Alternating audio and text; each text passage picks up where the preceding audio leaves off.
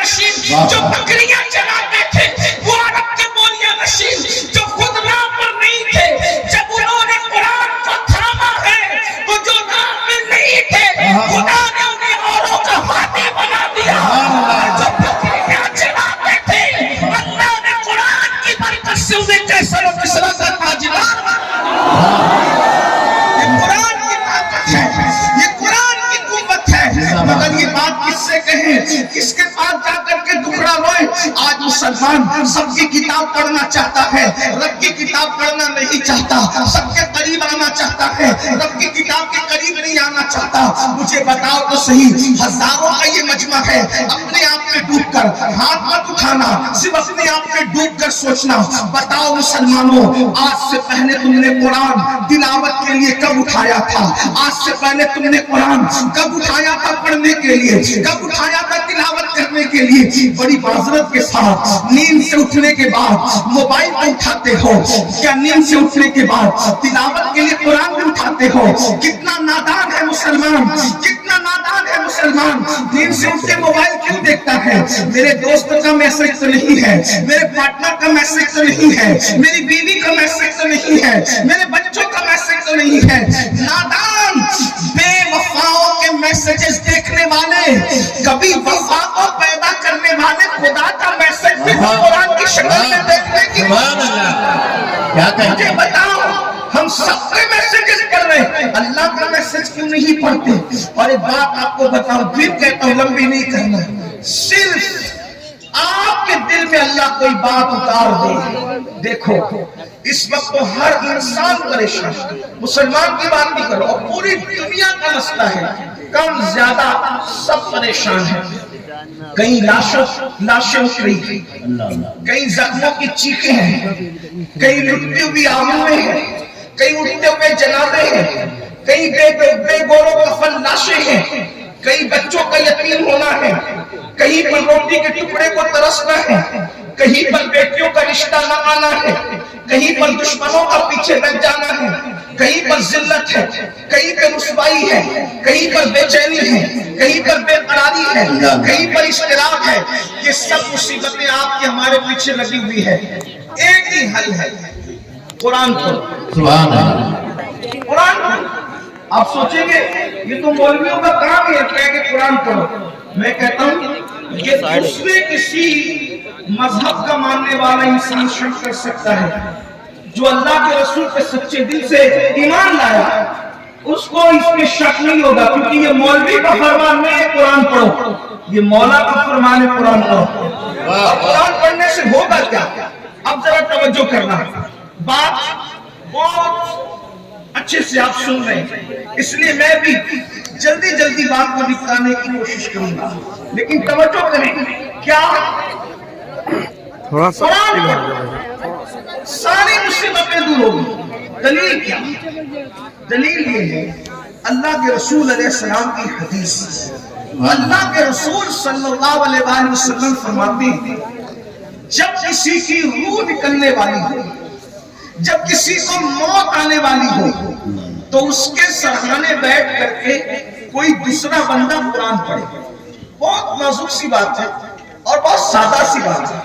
روح کسی کی نکل رہی ہو، وہ تو قرآن پڑھنے سے راحت نہیں پڑھ سکتا، اس لیے کہ روح کا نکلنے کا جو اضطراب کافی تھا، میں نے اس کو ہمیں کہہ دیا. بندہ نواز سرکار کہتے ہیں مولانا وہ کافی تھا نا، آپ تو مسلمان، آپ ایک کافر کو ہمیں کہہ رہے ہو، آپ کے شایان شان نہیں ہے. اب بتاؤ جب کافر کو ہمیں کہنے کی اجازت نہیں دیتے صوفیاء، تو جو بیوی کو ماں بہن کی گالیاں دیتے ہیں وہ کس حساب سے عمل کریں؟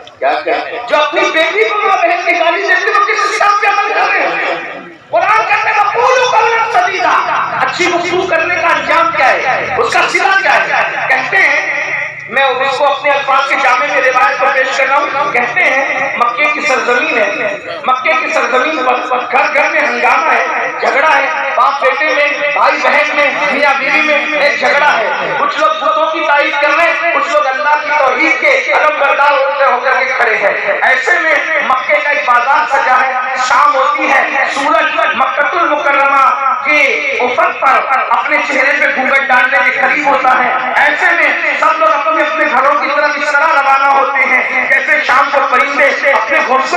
لوٹ جانا چاہتے ہیں، سب کو جلدی سے اپنے گھروں کی طرف لوٹنے کی۔ ایسے میں ایک بیوہ بڑھیا جو مذہب میں یہودی تھی اور بہت کٹر تھی، وہ کھڑے ہو کر دائیں بائیں کسی کو دیکھ رہی تھی، آگے پیچھے تک رہی تھی۔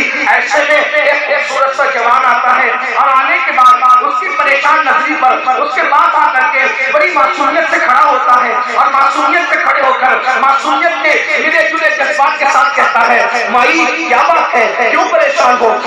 اگر کوئی تجھے نہیں ملتا تو لا، میں تیرا سامان اٹھا کر تیرے گھر تک لے کر کے چلتا ہوں۔ اللہ اکبر! اس جوان نے اللہ اللہ اپنے سر پہ سامان اٹھایا۔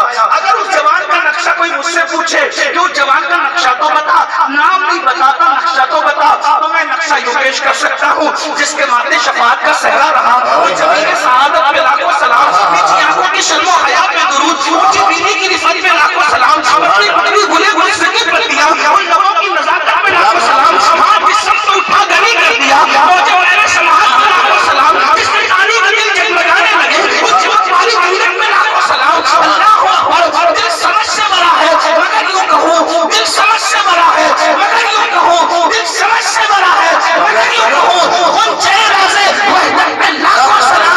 اللہ اکبر! وہ چلتا ہے تو شان یہ ہے، بھائی قرآن کاتب گزر کی قسم، اس کو بے باقی حرمت پہ لاکھوں سلام۔ وہ دہن جس کی بات ہر وحی خدا، چشمائی میں حکمت پہ لاکھوں سلام۔ وہ زبان جس کو سب کچھ کی کنجی کہے، اس کی نافذ حکومت پہ لاکھوں سلام۔ کل جہاں کی رحمت کے سلسلے نہیں ہوتے، گر نبی کی رحمت کے سلسلے نہیں ہوتے۔ کہتی تھی رمیا سے